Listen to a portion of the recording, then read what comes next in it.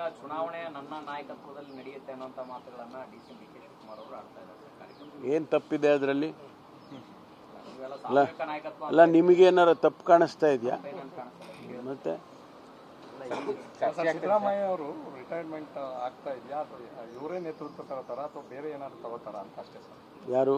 ಈಗ ಸಿದ್ದರಾಮಯ್ಯ ಅವರು ಕೊನೆ ಚುನಾವಣೆ ಅಂತಂದು ಈಗ 3 ಬಾರಿ ನೋಡಿಯಪ್ಪ, ಇಂಥದ್ದನ್ನೆಲ್ಲ ಅವ್ರು ಯಾರು ಹೇಳ್ತಾರೋ ಅವ್ರನ್ನೇ ಕೇಳ್ಬೇಕು. ನಮ್ಮನ್ನು ಕೇಳಿದ್ರೆ ನಾನು ಹೆಂಗೆ ಅವ್ರ ಪರವಾಗಿ ನಾನು ಉತ್ತರ ಕೊಡೋಕ್ಕಾಗ್ತದೆ? ರಂಜಾನ್ ಬರ್ತಾ ಇದೆ. ರಂಜಾನ್ಗೆ ಸರ್ಕಾರಿ ನೌಕರರಿಗೆ 1 ಅವರ್ ಮುಂಚಿತವಾಗಿ ಮನೆಗೆ ಹೋಗಿ ಇಫ್ತಿಯಾರ್ ಮಾಡಬೇಕು ಅಂತ ಅವಕಾಶ ಕೊಡಲಿ ಅಂತ ನಿಮ್ಮ ಪಕ್ಷದ ಮಾಜಿ ಪದಾಧಿಕಾರಿ ಹುಸೇನ್ ಅವರು ಪತ್ರ ಬರೆದವ್ರೆ. ರಂಜಾನ್ ಸಂದರ್ಭದಲ್ಲಿ ಮುಸ್ಲಿಂ ಸರ್ಕಾರಿ ನೌಕರರಿಗೆ 1 ಅವರ್ ಬಿಫೋರ್ ಕಳಿಸಬೇಕು ಅನ್ನುವಂತಹ ಒತ್ತಾಯ ಆಂಧ್ರದಲ್ಲಿ, ತೆಲಂಗಾಣದಲ್ಲೆಲ್ಲ ಜಾರಿಯಾಗಿದೆ ಸರ್.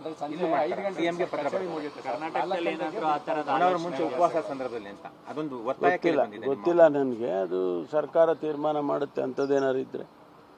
ಅದೊಂದು ನಿಮ್ಮ ರಾಜ್ಯದಲ್ಲಿ ಏನಾದರೂ ಆ ಥರದ ಗೊತ್ತಿಲ್ಲ. ನನ್ನ ಅಭಿಪ್ರಾಯ ನಿಮ್ಮ ಮುಂದೆ ಹೆಂಗೆ ಹೇಳ್ತಾರೆ? ನನ್ನ ಅಭಿಪ್ರಾಯ ಚರ್ಚೆ ಮಾಡಿದಾಗ ನಮ್ಮ ಇದರಲ್ಲಿ ಅವಾಗ ನನ್ನ ಅಭಿಪ್ರಾಯ ಹೇಳ್ತೀನಿ. ತೆಲಂಗಾಣದಲ್ಲಿ ಜಾರಿ ಮಾಡಿದ್ದಾರೆ ಸರ್, ಮುಂದೆ ಗೊತ್ತಿಲ್ಲ ನನಗೆ. Sir, ಅರಸೀಕೆರೆಯಲ್ಲಿ N R. ಸಂತೋಷ್ ವಿರುದ್ಧ ಅಟ್ರಾಸಿಟಿ ಕೇಸ್ ಆಗಿ ದಲಿತ ಸಂಘಟನೆಗಳೆಲ್ಲ ಮುಷ್ಕರ ಮಾಡ್ತಾ ಇದ್ದಾರೆ ಸರ್. ಈವರೆಗೂ ಕೂಡ ಅವ್ರನ್ನ ಬಂಧಿಸಿಲ್ಲ. ಅಲ್ಲಿ ಪೊಲೀಸರು ಅವ್ರಿಗೆ ಇಂಥ ದೊಡ್ಡವರ ಅನ್ನೋ ಚರ್ಚೆ ಶುರುವಾಗಿದೆ ಸರ್. ಈಗ ವಿಚಾರ ಮಾಡ್ತೀನಿ. ಪೊಲೀಸು ನಮ್ಮ SP ಹಾಸನದ SP ಅವರಿಗೆ ಮಾತಾಡ್ತೀವಿ. FIR ಕೂಡ ದಾಖಲಾಗಿದೆ ಸರ್ ಅವ್ರ ವಿರುದ್ಧ. ಸರ್, ಖರ್ಗೆ ಅವರು ಎಚ್ಚರಿಕೆ ಕೊಟ್ಟಿದ್ದಾರೆ ಸರ್. KN ರಾಜನ್ ಅವರು ಮಾತಾಡಿದ್ದಕ್ಕೆ ತೆಪ್ಪಗಿರಿ ಬಾಯಿ ಮುಚ್ಕೊಂಡಿರಿ, ಈಗೆಲ್ಲ ಮಾತಾಡ್ಬಾರ್ದು ಅನ್ನುವಂಥ ಖಡಕ್ ಎಚ್ಚರಿಕೆ ಕೊಟ್ಟಿದ್ದಾರೆ ಅಂತ. ಇಲ್ಲ, ಗೊತ್ತಿಲ್ಲ ನಂಗೆ. ನಾನು ಕೂಡ ಮಾಧ್ಯಮದಲ್ಲೇ ನೋಡಿದೆ. ನನಗೆ ಮಾಧ್ಯಮದಲ್ಲೇ ನಿಮ್ಮ ಓದಿದ್ದೀನಿ ಬೆಳಿಗ್ಗೆ.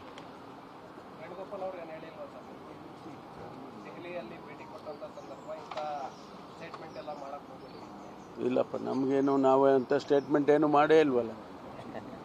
ನಾವು ಅಂಥ ಸ್ಟೇಟ್ಮೆಂಟ್ ಮಾಡೇ ಇಲ್ಲ. ಅದರಿಂದ ಎಚ್ಚರಿಕೆ ಕೊಡೋ ಪ್ರಶ್ನೆ ಏನು ಬರುತ್ತೆ?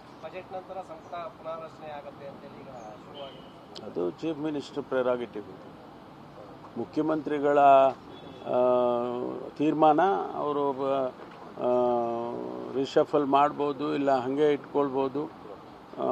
ಅದು ಗೊತ್ತಿಲ್ಲ ನನಗೆ. It is his prerogative. Dalit ಸಂಘಟನೆಗಳು ಈಗ ದಲಿತ CM ಮಾಡಬೇಕು ಅಂತೇಳಿ ಬೇರೆ ಇನ್ನೇನಿದೆ ಪ್ರಶ್ನೆ? ಬೇರೆ ಪ್ರಶ್ನೆ ಏನಿದೆ ರೀ?